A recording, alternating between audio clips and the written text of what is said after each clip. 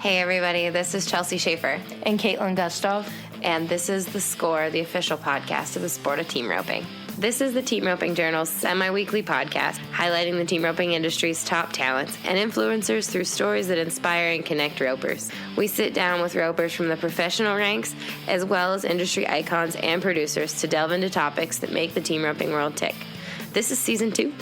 It will feature even deeper interviews, storytelling, and issue-based coverage, and we are so excited you're here.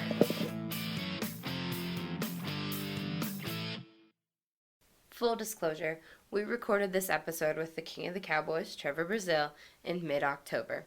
It was over a month before he won his 7th steer roping world title, 25th gold buckle, and 4th national finals of steer roping average. It just so happens we had it scheduled for today's Rope Vegas bonus episode of The Score, brought to you by Resistol. There's life outside rodeo, and Trevor Brazile is finding it. The last time he and I talked, back on episode 2 of The Score, the elephant in the room was his retirement.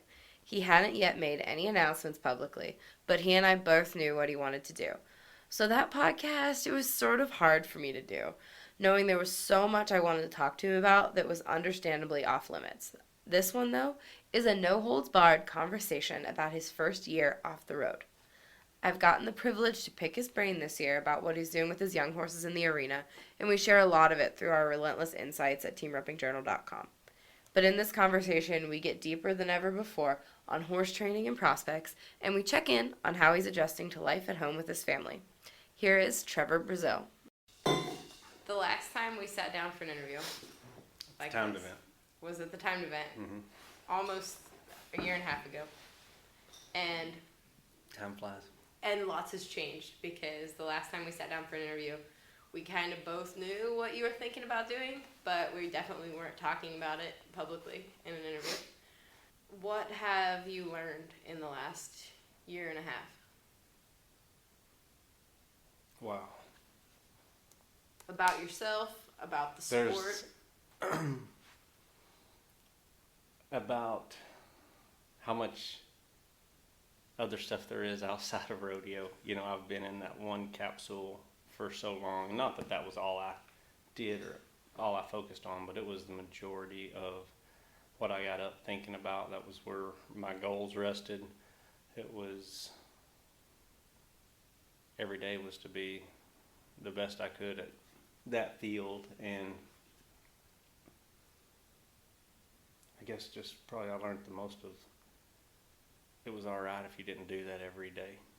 I mean, I still rope every day, don't get me wrong, but I mean, like, just so in depth in the not the cowboy, but just the rodeo cycle of entering logistics. I mean, just taking that off my plate has been so nice, because unless you've rodeoed, you don't know how. That's probably one of the hardest things about rodeo is learning, number one, how to enter, and number two, knowing that it doesn't matter if you know how to enter, doesn't mean you're going to get up right. And then trading is probably the most stressful thing in rodeo, and well, I say that's probably the second most stressful is when you can't get a trade and you have to figure out how you can squeal in there by the skin of your teeth, you know, risking God knows what to get there. And there's just a lot that goes into what we did as a norm every day that I don't have to do anymore, and that's been nice. It's been pretty peaceful, actually. Yeah. What has been a moment that you've gotten to be a part of this year with your family that you wouldn't have got to see? Has there been a home run or a... Oh yeah, it's not one thing. It's just being there for everything. You know, it's not, when you're gone, those are the big moments that stick out, because that's the moments that people talk about. Mm-hmm. But when you're here, you realize there's a lot of other moments that people don't talk about that are special, even though they're not a touchdown or they're not a home run. It's just, yeah. I look forward, like, one of my favorite things to do in the day is take the kids to school. As jacked up as the school lines are, I love getting to talk to them on the way to school and about their day and what they got going, and just everything that might be not seem like a big deal to us, that's a big deal to them. It's good to be there for that. Have you seen anything change with your relationship with your kids or with your relationship with Shada since you are around more? Do you drive her crazy? Not any more than I did before, I don't think. Just closer. Mm-hmm. But no, I mean, other than the very last year rodeoing, when they were the year that put me over the edge, because they were with me the whole time, so it wasn't that I missed out much on my kids' lives. It was just that they were with me everywhere. We were just having it was under a different pace, and we were not in Decatur, Texas. We were on the rodeo trail, and they were just with me. We did it all together, and that was the hardest year, was when they started school, and because they had been homeschooled previous to that, and that was the tough year, because I didn't have them with me. So when you're not winning, it doesn't get any more lonely, when your kids are at home doing all the stuff that you want to be a part of, and then when you're winning, it just makes it okay, barely, so there's never any, really good times when they're not with you. So I'm glad that that's behind me. Is your tripping better than ever, or do you just happen to be first in the world in the tripping coincidentally? I don't say it's better than ever. I'd hate to think I waited till 42 to hit my prime, but I've got a good horse, and I haven't been to any more trippings than I ever went to or anything like that. Trick is your good horse? Trick, yeah. He's by default, he's my only horse, so he's definitely my good one and my bad one. But that's been probably the funnest thing about steer roping for me in a while. It's the first green horse I've had in a while that I've trained, and so it's been a fun process, and it's even more fun when it works out. You've told us before that steer open horses as a general population are some of your favorite horses. Explain that again, like with Trick, just making them, they have to have so much more trust in you, right? Well, yeah, for sure, because team ropers, they never get off their horses, and so everything's run with reins or feet. And calf roping, there's neck ropes, there's keepers to keep them looking. If that stuff wasn't there, they would be long gone. And they've got jerk lines to back them up, and there's nothing other than tied hard and fast to the saddle horn and a lot of trust in a good horse, and that's what makes steer roping so fun to watch when it's done correctly. As far as this year as a horseman, how have you grown in the last year since you've been just focusing, or not just focusing, but focusing so heavily throughout the day on making young horses? I think the biggest thing that's helped my horsemanship this year is no deadlines. Used to, I would come home and I would know I only had 2 weeks here, 3 weeks here, and then I'd be gone, and then I'd have 3 weeks to get ready for something, and not having any timelines and really going by, what the horse needs. And they're all different. They mature faster in some areas than the other horses do, but then they'll catch back up. But the thing that I've learned the most is I would have made every deadline or faster doing it this way. Really? I just didn't have as many mistakes to fix along the way, of rushing here, fixing this. What's your biggest pet peeve in a young head horse? What is a absolute no-go, won't tolerate? Elevation in the box. They don't have to score great. I just can't take their front feet off the ground. That's hard to overcome, and it's really one of those things to where every horse has its own kind of release, and if it's up, the way they get away from pressure, it becomes a habit if not dealt with soon. And is that something that's usually man-made, or is it something that's in horses? Well, like I say, they're all looking for that release, and if you don't have it in place, for it to be forward or feel that coming, so you can kind of manipulate how they release that pressure. And if you don't notice that and then let them spin their ass out or elevate or whatever they create to get away from the situations, then it gets hard to fix. What are you looking for in the young horses that you're looking for now, and when you're going horse shopping? What are you looking at? Oh man, I go from cow horses, still race horses. It's all, I look for good bone. Good bone. How much bone do you like? A lot of bone, a little bone? What's good bone to you? To me, I don't like them real straight in the hind end. Not real post-legged in the back, but not long in the pastern. Just what I call a good balanced horse. You know, I used to always just like a really short neck. Now I just look for balance and a horse that, I don't know any other way to say it than I like to see them move. I'd rather watch them move than get on them sometimes, because if I see what I like, then I'll eventually have what I want. Mm-hmm. Your fitness program here, as far as your horses go, we're sitting in your office and I can see your walker plays a big role. Why do you like the walker? Have you always had a walker? Oh, obviously not always, but that's one of the things that Speed always tells people is I talked him into his first panel walker, and he's probably been one of the biggest supporters ever since then that Preford has ever had because of that. But I don't know how, obviously it just took longer to make horses, it took longer to get horses warmed up, but when I'm gone, if I have the saddle and bridle set up that I want my horse to have on the walker, I would rather him go on that Preford panel walker than get rode, because I know exactly what they've had. I know that someone wasn't riding them with different hands than I have, and having to kind of like get that trust back in them. So it's huge for me, because it gives me the peace of mind that I can come right back in where I left off. They're not fresh, but then again, nobody else has been messing with their sides, their mouth, or giving them mixed signals, so the trust never leaves. Mixed signals is something that you say all the time. Is that one of people's, do you think that's something that is like at the core of horsemanship, is the signals and mixed signals? Yeah.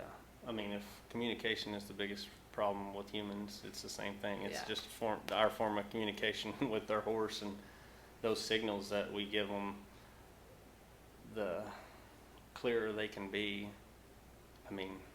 That's all that you can really do, that you're giving your horse the best chance, is that good communication, not subtle, maybe this, did he mean this, or did he release or not, just clear signals, whether it be with the bridle reins or with your feet. This episode of The Score is brought to you by Resistol, the official hat brand of Trevor Brazile. In and out of the arena, Trevor lives it every day, exemplifying Resistol's core cowboy values. Since 1927, Resistol has proudly crafted their hats in the USA, including the company's line of Trevor's Picks, Brazile's signature series of cowboy hats. If you're heading to Las Vegas for the NFR or the World Series of Team Roping finale, you can find Trevor Brazile at their Resistol booth at the South Points Trade Show Saturday, December 14th at 12:30 p.m. If you're doing some shopping from home, you can find Resistol online at resistol.com and at Western Wear stores worldwide. Thank you, Resistol, for supporting this all year long, and we appreciate all your help. Is there something that, like, when a guy comes to rope with you, or a girl comes to rope with you, and you are trying to really get them to focus on those signals, is there any drill or anything that you do while they're riding around, or is it just something that you have to mentally overcome in the box, or are there anything? I think you have to see it done and like watch it, and the effect that it has on horses, because most people, when they hold their horse tight, they get tense because they've never had it. But 2 or 3 days of holding them in the box and then releasing them and just like letting them know that they don't have to like wonder what they're doing or think too much on their own, because you're showing them I have you, and now you're released. You know, there's no, like say, mixed signals as far as that goes. You either, my horses now, the horses that move a lot in the box are the horses that they score real loose, because they have so much room to think on their own and guess what they're doing, and kind of they want to anticipate but they don't. Whereas a horse that has confidence that you're in control and you have them and then you've released them, I think are the most settled in the box. There's like a dozen different questions running through my head because I finally thought of a couple. While you were at Calgary, you lost Texaco. Mm-hmm. He was top 5 horses of your career. 100%. 100%. You told me at one point over the years that watching Texaco get old kind of changed your perspective on old horses. You don't want them kind of anymore, or you? I don't. You don't want to. You made me sound cold when you said I don't want them, but no, I don't like. That's. He reminded me. That's the 3rd horse I've ever buried, and that was a reminder to me why I don't let them get old here, because it just, I hate watching them deteriorate, because, you know, I know what they were, and I just rather retire them elsewhere, as out of sight, out of mind as that sounds. I just don't like seeing them deteriorate. And like I say, it was, I mean, it got to the point to where I had to help him up daily, and it just, I didn't want to remember him like that, much less my kids and everything. I mean, because they didn't see him in his heyday, you know. That's all they saw of him, and he was a special horse. Who were the other 2 that you had to bury? Cornbread, which was our kid's horse. Yeah, that was a hard one. Yeah, that was a hard one, because he was so good to those kiddos. And then Doofus. So he had colicked while we were in Colorado Springs. Me and Patrick had both rode him, and then colic surgery, got infection after that, and then had to get him put down. As far as extraordinary measures on horses, you said you did colic surgery with Doofus. Is there anything you've learned over the years that you just won't do ever again as far as a horse? The only thing that I've really learned is I try to do a lot more preventative maintenance. I take rehab very seriously. I take, you know, getting a horse in shape. You know, I don't give my horses much steroids, because I don't care as much what they look like as long as they feel good and are able to hold together, because some horses just weren't made to carry that much mass. And when their muscles get stronger than their ligaments and tendons, I think that's where a lot of my issues in the past had came from. So I don't give my horses anything like that anymore. It's just platinum supplements, just all natural preventative maintenance. And along those same lines is, just because you inject a horse and they feel better doesn't mean that the problem's fixed.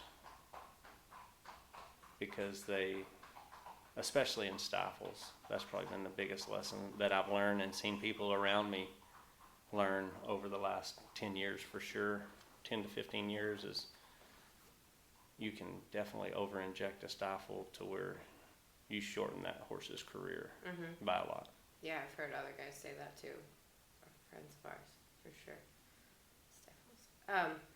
As far as, you mentioned Tony earlier today when we were talking, and as far as getting help with your sponsorships, at what point did you say, I need to make the business side of team roping a priority and get help?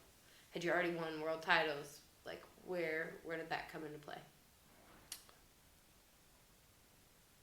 Let's see, in 2002 I won my first world championship in the all-around, and I had several agents call and talk to me on the phone, and before they got off the phone there was something talking about an exclusive contract, and I'd was over that whole deal by about the 5th one in a row, and so I just decided I wasn't going to jack with it, because I just didn't like the way it sounded, because rodeo has a lot of relationships, and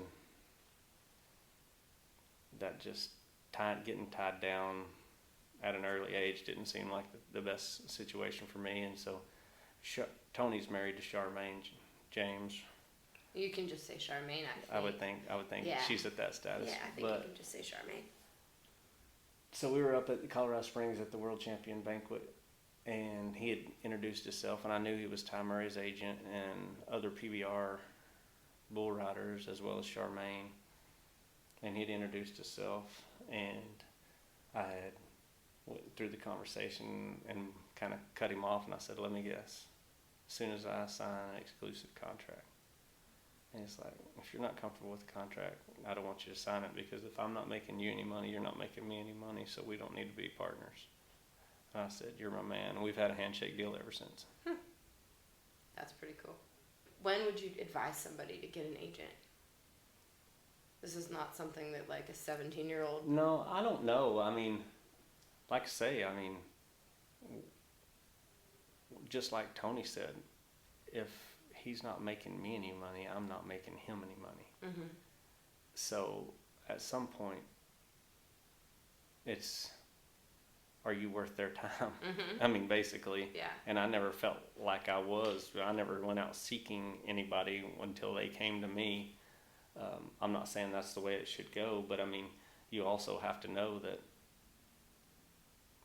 it has to be reciprocal, because if you want somebody out there working their tail off for you, you've got to be doing the same thing on the other side of it in the arena and putting credentials together that they can sell. Mm-hmm.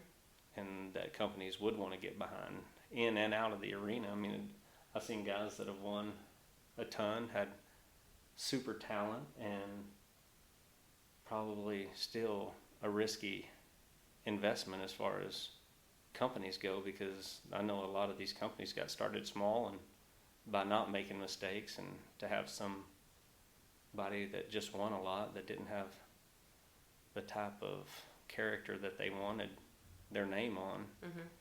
They weren't going to roll the dice on their company either. So there's a lot of stuff that goes into that. Have you made any sponsorship mistakes? Anything as far as that you've learned, or anything that you've done that you regret as far as sponsorships go over the years? Any lessons that you could pass on? Oh, I'm not saying you have to have an agent by any means, but I got into some deals that were definitely not two-sided mm-hmm. early on, and just need to know somebody who's been down the road a little bit and can legally look out for you. Because, I mean, when you're looking at a 15-page contract and never seen that language, mm-hmm. need to be able to ask somebody besides the people sitting across the table from you, what does this mean? Does this mean, this? Or you don't need to be taking legal advice from the people sitting across the table from you on some of these contracts, for sure. Rope horse market in the next year, 2 years, where do you see the market? The market's crazy right now. I'm not out rodeoing, but I'm out. Like, I see horses all the time. People bring horses by here. People rodeoing call me looking for horses. I keep up with sales. Sales were a big indicator for me what the market's doing, and the sales were up exponentially, I think, from what I heard. And hopefully it has to do with the quality of horses that were there too, but I think the sales were up. I feel like horse sales in general, I don't even really think the market really feels volatile right now. Horses are selling high. Doesn't mean they're really worth that much more, but they're bringing it. And so, I mean, the market sets the price, and I've always said their horse is worth, what you can get for them. And as volatile as the market sounds right now, I don't see it changing anytime soon. Absolutely. And do you think people are starting to get more interested in younger horses? Or do you still think that... I kind of think that the pro guys, they've always taken good horses seriously to the point that they could afford it. But I think now amateur team ropers, with all the opportunity that's out there, have realized that, so I've got a job, I've got a number 4, I've got a number 5, whatever that is, and it's a hobby. But my hobby can make me as much as any professional cowboy, so why are those horses so important to them and not to me if they are that crucial in the puzzle to success? And I think as much, Team Roping Journal's to thank for that too. Getting out that information to people that let them know the horse. I've seen the stories that y'all have done on buying and selling 101 or something like that. And just educating the public and basically what kind of horse they need. Everybody went around looking for a 6 or 7 year old unicorn that they couldn't screw up, and the fact of the matter is that they weren't around, and those 15-year-old horses are worth something to that clientele for sure, because that's what they need. Yeah, absolutely. Well, thanks for saying that you paid attention to the Team Roping Journal. I even read it, huh? You have the same Team Roping Journal in your bathroom that you had in your bathroom the last time I came 6 months ago, so good try on keeping it there. I was trying. I still believe that you look at it, though. I did. Just the same one every 6 months. It's fine. But well, I just get it in a few minute intervals. It takes me a long time to read. Oh my goodness gracious. Somebody told me the other day that their favorite, and it was an honest to goodness compliment, and they said those big pictures in the front of the magazine, and then the freeze frame, which is where there's just a few words. Mm-hmm. So I was like, man, we spend a lot of time writing a lot of words that you guys don't read. We just like picture books. Yeah. Picture books with small captions. Gonna stop hiring writers. Just pay the photographers more. Yeah. All right. Well, I will let you go get your kid. But thank you. All right. Thanks. Appreciate it. Thanks again to Resistol Hats for sponsoring this episode of The Score. Check them out at resistol.com and find them at every major trade show during the NFR.